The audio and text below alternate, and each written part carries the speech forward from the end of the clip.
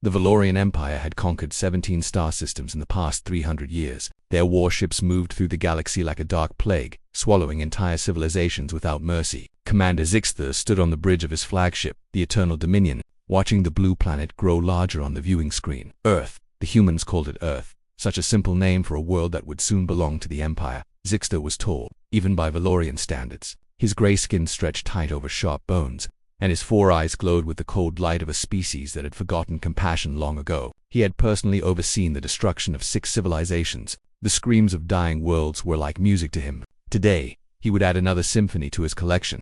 "Commander," said his tactical officer, a younger Valorian named Crixfell, "we are receiving strange transmissions from the planet's surface."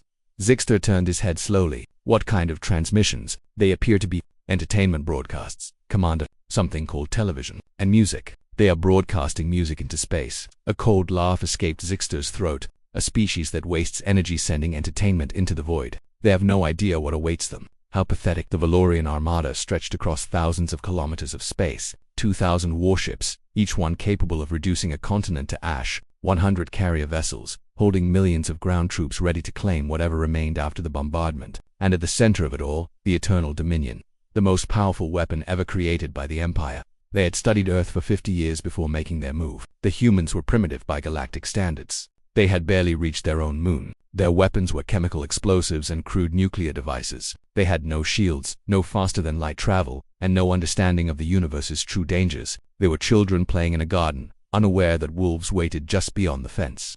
"Begin the approach," Zixter commanded. "Standard invasion protocol. Destroy their orbital satellites first, then eliminate their military installations. I want this world cleaned and ready for colonization within 3 rotations." The Armada moved forward, engines humming with power that could light entire solar systems. On Earth below, people went about their daily lives. They drove to work. They dropped their children at school. They argued about politics and worried about money. They had no idea that death was falling toward them from the stars. But there was one human who knew. Marcus Cole sat alone in a bunker buried deep beneath the mountains of Colorado. He was 47 years old, with gray spreading through his dark hair and lines carved deep into his face by years of stress and impossible choices. Around him, screens glowed with data from hundreds of satellites and listening stations. He had been watching the Valorians for 30 years, ever since the day he had found the crashed scout ship in the Arizona desert. That day had changed everything. The alien pilot had been dying, its body broken beyond any hope of repair. But before it died, it had spoken to Marcus. It had warned him. The Valorians were coming, it said. They always came. They would find Earth eventually, and when they did, they would show no mercy. Marcus had been 17 years old. He should have been thinking about college and girls and what kind of car he wanted to drive. Instead, he had spent the next 3 decades preparing for this moment. He had studied the technology from the crashed ship. He had built things that no human should have been able to build. He had created weapons that made nuclear bombs look like firecrackers. And he had told no one, not the government, not the military, not even his own family. He had learned from the dying alien that the Valorians had spies everywhere.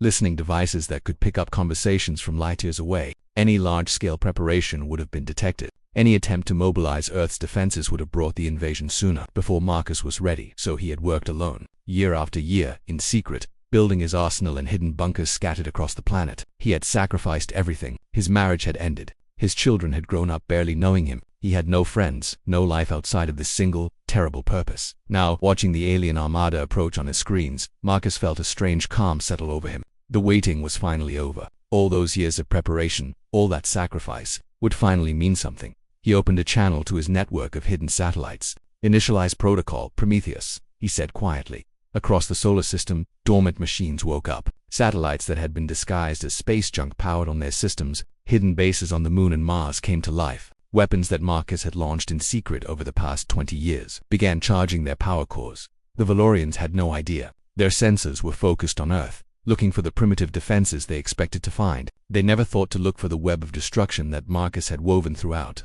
the entire solar system. On the bridge of the Eternal Dominion, Crixwell looked up from his sensor station with confusion on his face. "Commander, I am detecting unusual energy readings with," Zixter asked. "Everywhere, Commander, throughout the system. I do not understand. These readings were not here moments ago." Zixter felt something he had not experienced in centuries. A tiny flutter of doubt. "Scan again. There must be an error." "I have scanned 3 times, Commander. The readings are real." There appeared to be thousands of power signatures activating across the system.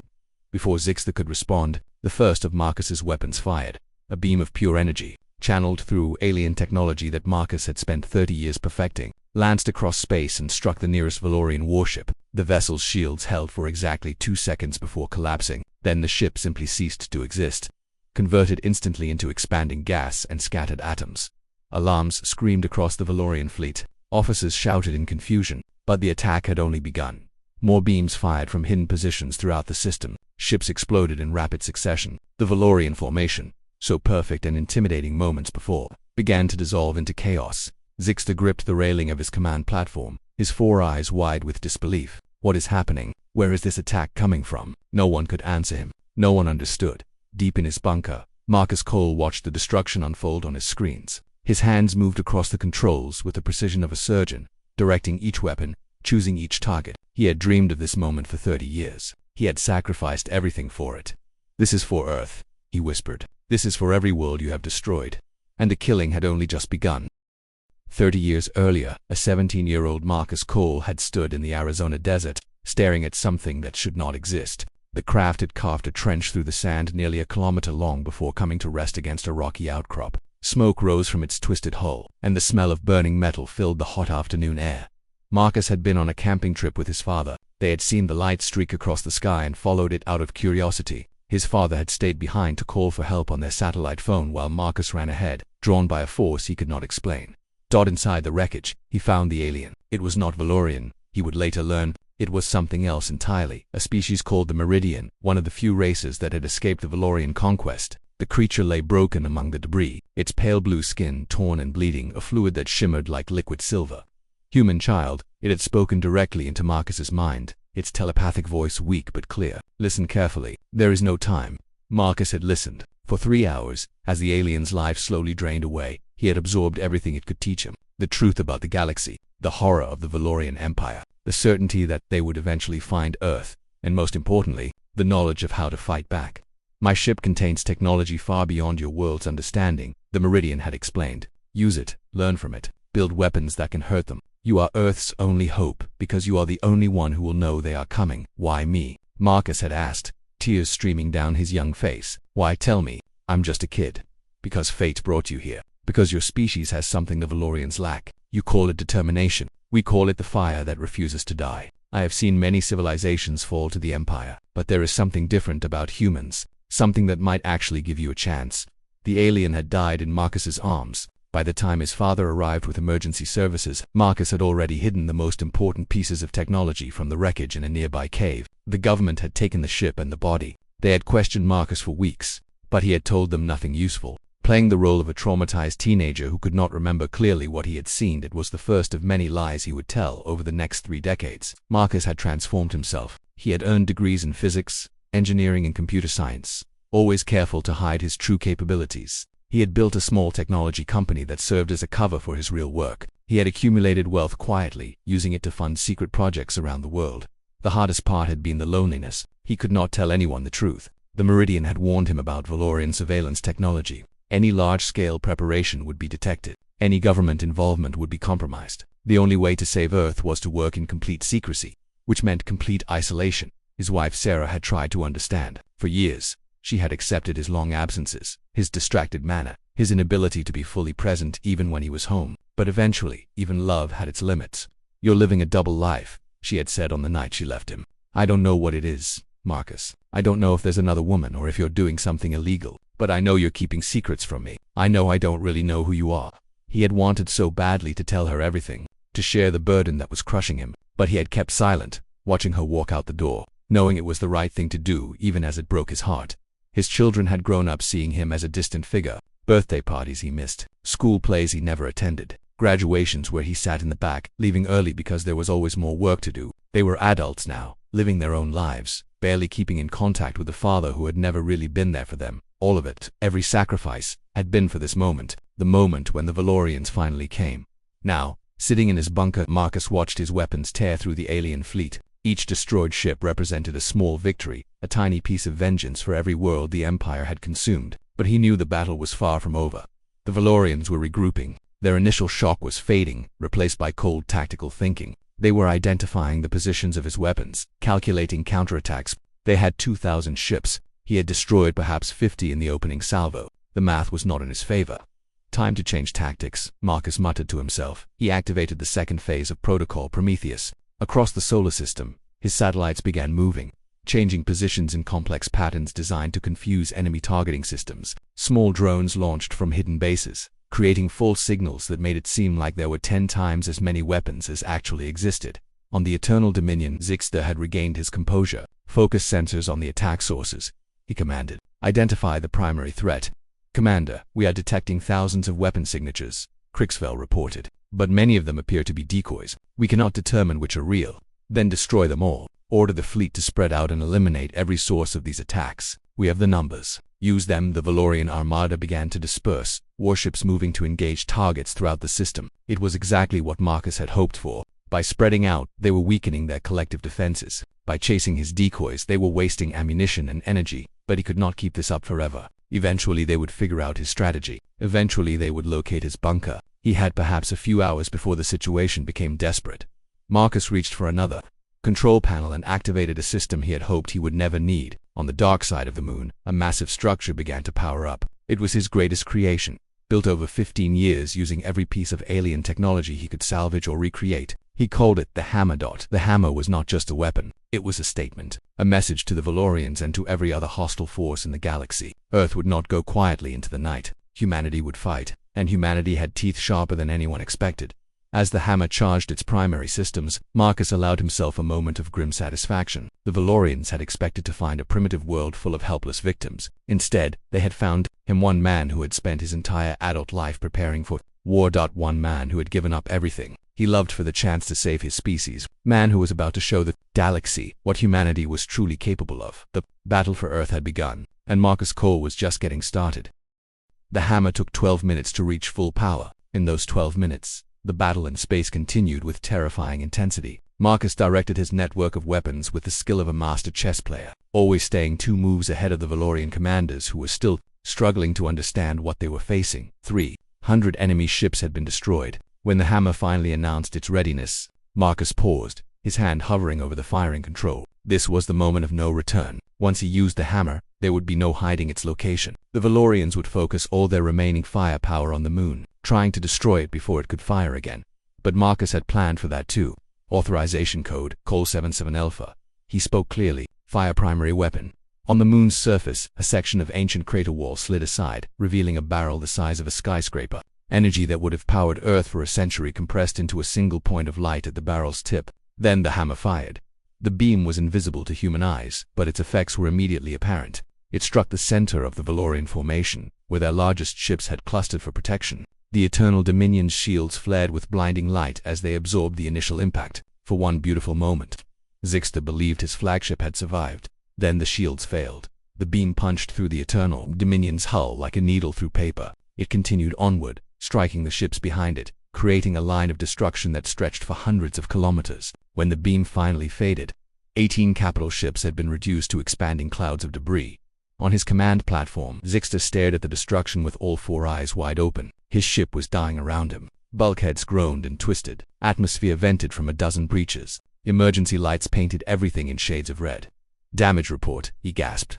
We have lost primary power. An officer responded, his voice shaking. Life support is failing on decks 7 through 15. The main weapons array is completely destroyed. Zixter could not believe what was happening. The Eternal Dominion had been the pride of the Valorian fleet. It had conquered star systems. It had never taken significant damage in battle, and now it was crippled by a single shot from a planet that was supposed to be primitive and defenseless. Get me communications with the fleet, he commanded. Order all ships to target the moon. Destroy whatever fired that weapon. The remaining Valorian ships turned toward the moon, their weapons charging for a concentrated bombardment. But Marcus had anticipated this move. Even as the enemy fleet changed direction, his secondary weapons began firing on the exposed flanks of the Valorian formation. Small craft, barely larger than automobiles, emerged from hiding places throughout the asteroid belt. They were unmanned drones, each one carrying enough firepower to destroy a cruiser. They attacked in swarms, overwhelming the Valorian point defense systems with sheer numbers. Crix was struggling to maintain his station on the damaged flagship, watched in horror as the tactical display showed ship after ship falling to the relentless assault. Commander, we are losing vessels faster than we can track. The enemy has assets throughout the entire system. That is impossible, Zixter snarled. This world has no space program capable of such deployment. Our intelligence was clear. Our intelligence was wrong. Commander, whatever's attacking us, it has been prepared for many years. Perhaps decades. The idea struck Zixter like a physical blow. Decades of preparation. A single world, knowing the Empire was coming, building weapons in secret throughout its solar system. It was unprecedented. It was terrifying. And it meant that everything the Valorians believed about Earth was false. In his bunker, Marcus allowed himself a grim smile. The hammer was recharging, but it would take another hour before it could fire again. In the meantime, he needed to keep the pressure on. He activated another layer of his defense network, hidden on the surface of Earth. Disguised as ordinary buildings and geological features, thousands of ground-based weapons came online. Missiles launched from silos that no government knew existed. Energy weapons fired from platforms hidden in remote locations around the globe. The sky above Earth, filled with streaking projectiles and beams of destructive light. The Valorian ships that had ventured too close to the planet found themselves caught in a deadly crossfire. They tried to retreat, but Marcus's orbital weapons cut off their escape routes. Ship after ship died, caught between two layers of destruction. Commander Zixter watched the massacre from his dying flagship. His fleet, which had entered the system with 2,000 vessels, was being systematically destroyed. They had taken no planets. They had killed no humans. They had accomplished nothing except dying. How? He whispered, his voice barely audible. How can one world do this to us? Commander Crixville said, I have been analyzing the attack patterns. The coordination is impossible for a planetary defense force. Every weapon in the system appears to be controlled by a single source. One command center. Where? Somewhere on the planet's surface. Underground, based on our scans. But Commander, there is something else. What? Crixville hesitated, as if afraid to speak the words. The communication patterns suggest a single operator, one mind controlling all of these weapons. Zixter turned to face his tactical officer. That cannot be. No single being could manage such a complex operation. The data is clear, Commander. Everything we face, every weapon, every drone, every tactical decision, is coming from one source. One human is doing this to us. The words hung in the air of the damaged bridge. One human, one member of a species the Valorians had dismissed as primitive and helpless. One individual who had somehow prepared an entire solar system for war and was now using it to destroy the greatest military force in the galaxy for the first time in his long life. Commander Zixter knew fear, not the fear of death, which he had faced many times, but the fear of the unknown, the fear of an enemy who defied all understanding. And deep in his bunker, Marcus Cole continued his work. His hands moved across the controls without pause. His eyes tracked dozens of screens simultaneously. His mind calculated trajectories and power levels and tactical options with the precision of a supercomputer. He had spent 30 years preparing for this battle. He knew every weakness in the Valorian fleet. He knew exactly how to hurt them, and he was not finished yet.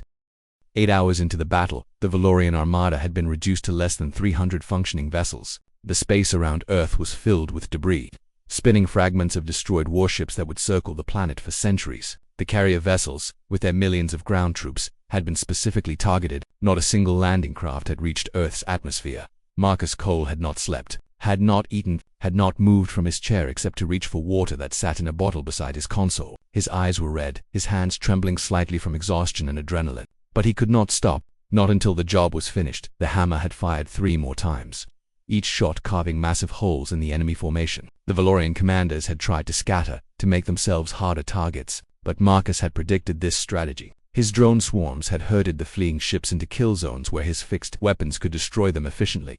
On the crippled Eternal Dominion, Commander Zixter was facing a reality he had never imagined. His flagship was barely functional. Most of his crew was dead. The survivors were working desperately to maintain life support and basic propulsion. There was no hope of victory. There was barely hope of survival. Commander Crixville said, his voice hollow with shock. The fleet is gone. I can see that, Zixter replied quietly.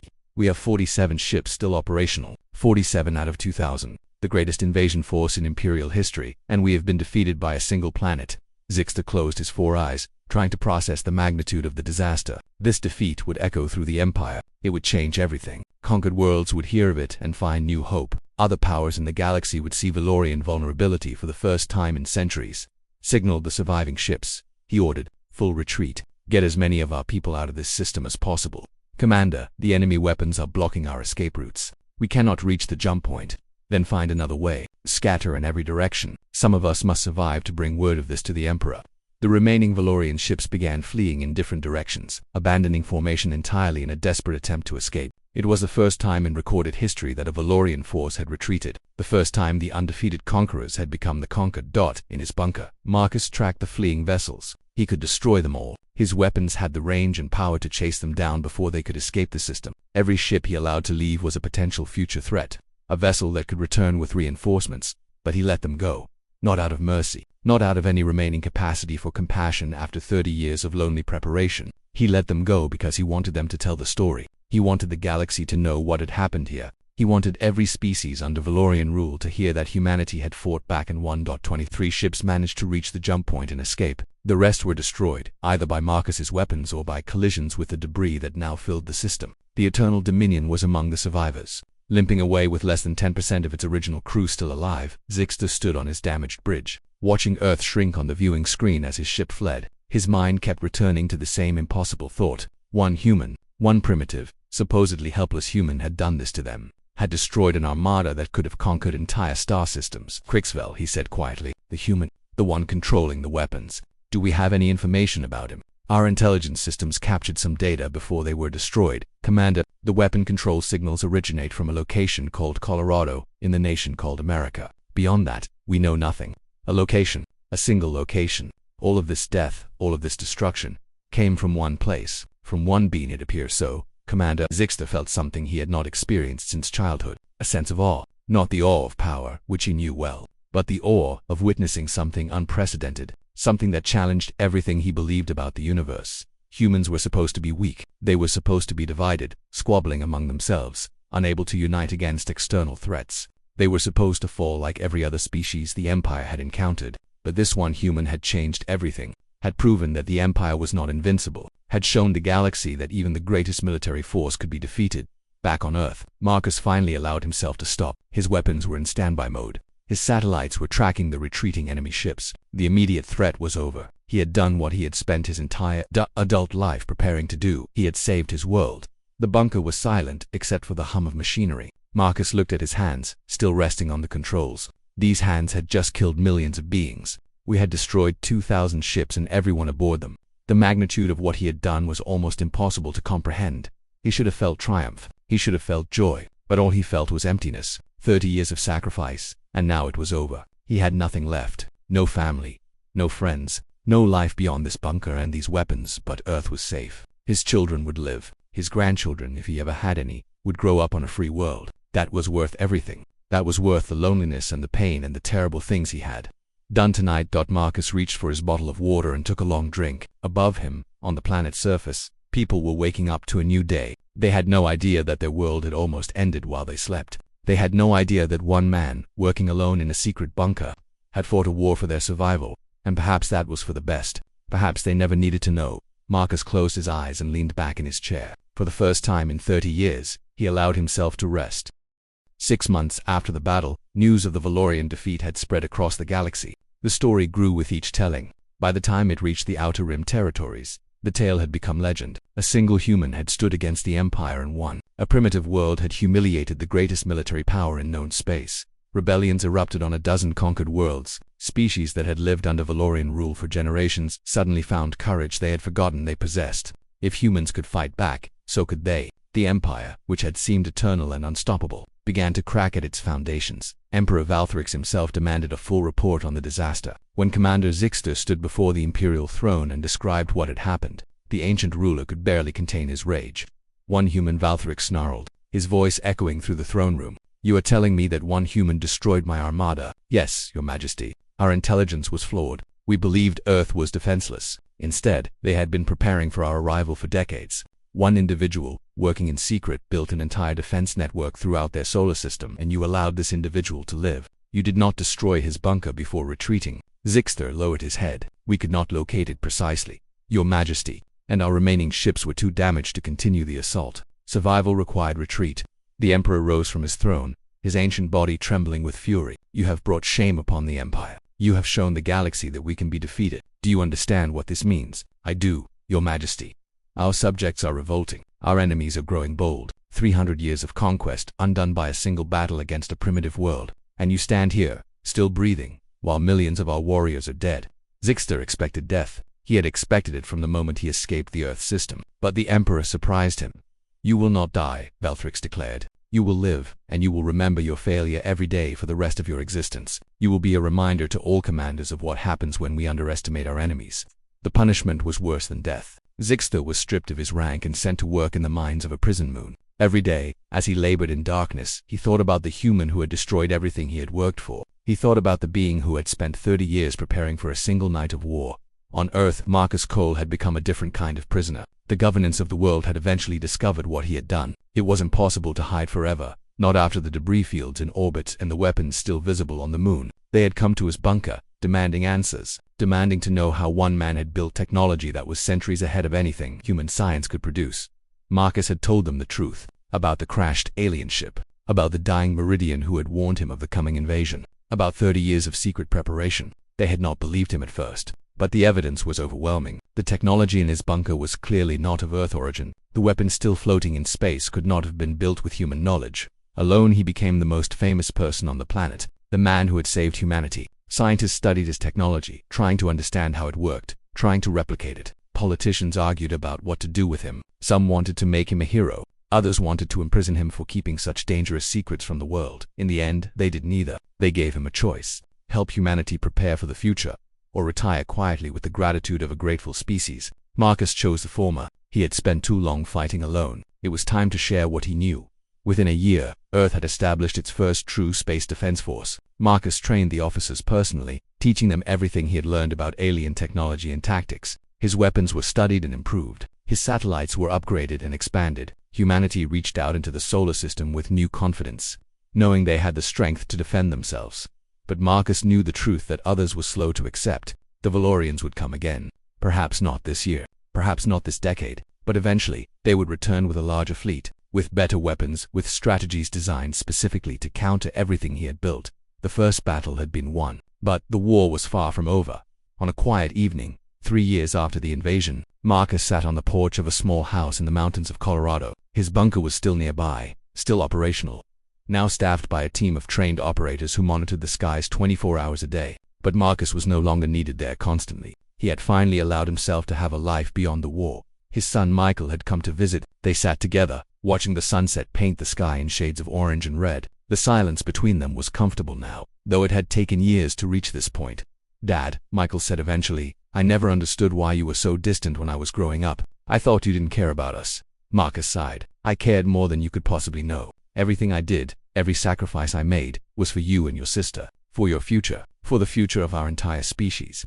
I understand that now, but 30 years, Dad, 30 years of working alone, of keeping secrets, of pushing everyone away. How did you survive it?" Marcus was quiet for a long moment. "I almost didn't," he admitted. "There were nights when the loneliness was almost unbearable, when I wanted to tell someone, anyone, what I was carrying. But I kept thinking about what would happen if I failed. What would happen to you, to your mother, to everyone I loved. That kept me going." Michael reached over and put a hand on his father's shoulder. "You saved the world, Dad. You saved all of us. I just did what needed to be done. Any human would have done the same." Michael shook his head. "No, Dad, that's where you're wrong. Most people couldn't have done what you did. Most people would have given up or cracked under the pressure, or decided it was someone else's problem. But you carried that burden for 30 years, alone, without recognition or support. That's not ordinary. That's extraordinary." Marcus felt tears forming in his eyes. He had spent so long being strong, being the one who protected everyone else. He had forgotten what it felt like to be appreciated, to be understood. Above them, the first stars were appearing in the darkening sky. Somewhere out there, the Valorian Empire was still licking its wounds, still planning its revenge. But for this moment, on this quiet evening, none of that mattered. Marcus Cole, the man who had destroyed an armada, sat with his son and watched the stars. Tomorrow he would return to work. Tomorrow, he would continue preparing humanity for the challenges ahead. But tonight, he was simply a father, sharing a sunset with his son. And that was enough. The galaxy had learned a lesson it would never forget. Humanity was not to be underestimated. And when the next threat came, they would be ready, together.